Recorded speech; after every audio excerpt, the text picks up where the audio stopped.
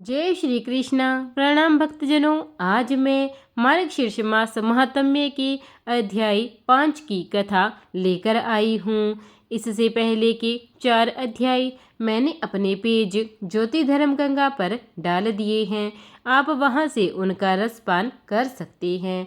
आइए हम उनके आगे की कथा आज अध्याय 5 में सुनते हैं। आज की कथा में हम तिलक लगाने का क्या फल मिलता है यह जानेंगे। श्री भगवान बोले, यदि शंख के ऊपर कमल का चिन्ह अंकित हो तो पुष्कर में कमल नयन भगवान के दर्शन से करोड़ों गुना फल प्राप्त होता है। कलयुग में जिस मनुष्य की बाईं भुजा में लोहा गदा अंकित दिखाई देता है तो उसे गदाधर विष्णु प्रतिदिन गया पवित्र स्थान पर जाने का पुण्य प्रदान करते हैं।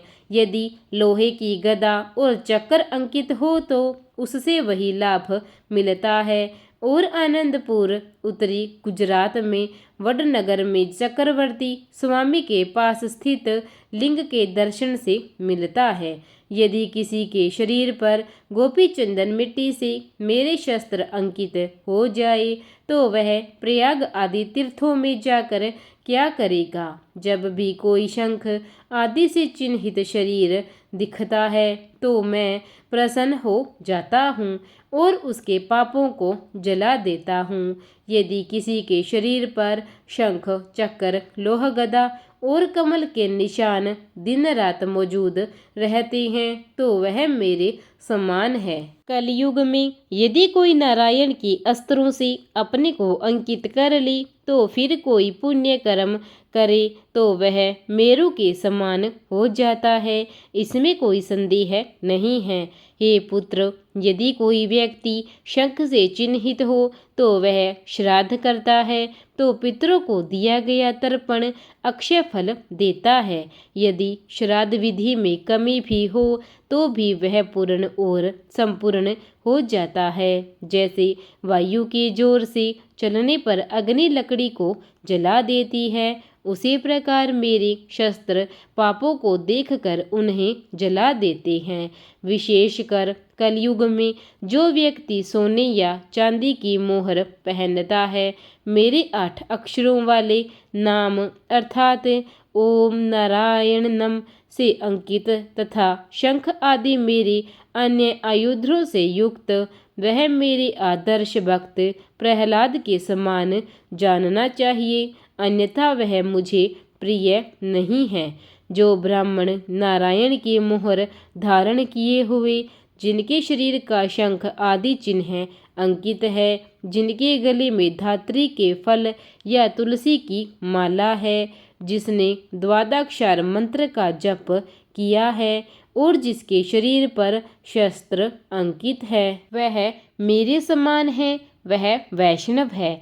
यदि कोई ब्राह्मण जिसके शरीर पर शंख अंकित है किसी व्यक्ति के घर में भोजन करता है तो हे मेरे पुत्र, मैं भी उसके पितरों के साथ उसका भोजन खाता हूँ। यदि कोई कृष्ण के शस्त्रों से चिन्हित किसी व्यक्ति को देखकर उसका सम्मान नहीं करता तो उसके द्वारा अर्जित 12 वर्षों का पुण्य राक्षस बाशकल के वंशज को चला जाता है।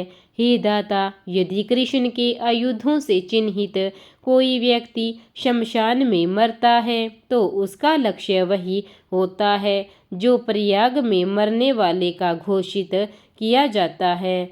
कलयुग में यदि किसी का शरीर सदैव मेरे आयुधों से अलंकृत रहता है तो वासव सहित सभी देवता उसकी शरण लेते हैं। यदि कोई मनुष्य मेरे शस्त्रों से सुसज्जित होकर मेरी पूजा करता है तो मैं उसके हजारों अपराधों को सदैव दूर कर देता हूँ। यदि कोई व्यक्ति मेरे शरीर से अंकित लकड़ी की मुहर बनाकर अपने शरीर पर उसका चिन्ह बना ले तो उसके समान कोई दूसरा वैष्णव नहीं है। यदि किसी मनुष्य की हाथ में अष्टाक्षर नाम मंत्र से अंकित धातु की मोहर हो तथा उस पर शंख कमल आदि की छाप हो तो वह सुर और असुरों द्वारा पूजित होता है। नारायण की मुद्रा को प्रहलाद ने अपने हाथ में धारण किया था। इसे विभीषण, बलि, ध्रुव, शुक्र, मानधात्री, अम्बरीश तथा मार्कंडेय आदि ब्राह्मणों ने भी धारण किया था।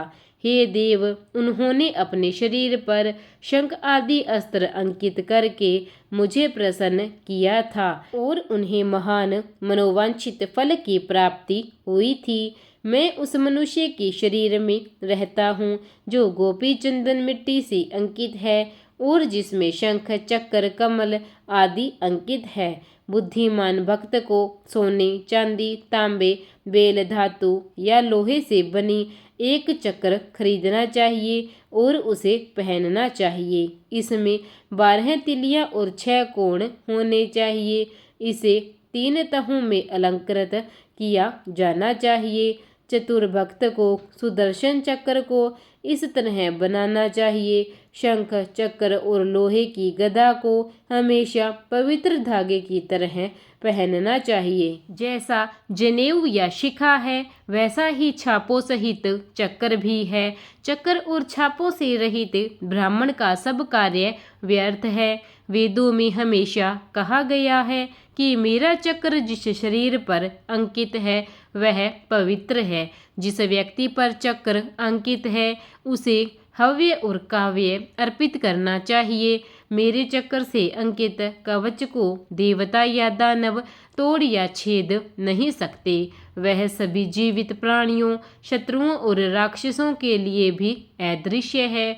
यदि किसी के शरीर पर मेरा चक्र अंकित कवच या ताबीज विद्यमान हो तो उसके साथ या उसके घर, पुत्र आदि के साथ कोई अशुभ घटना घटित नहीं होगी।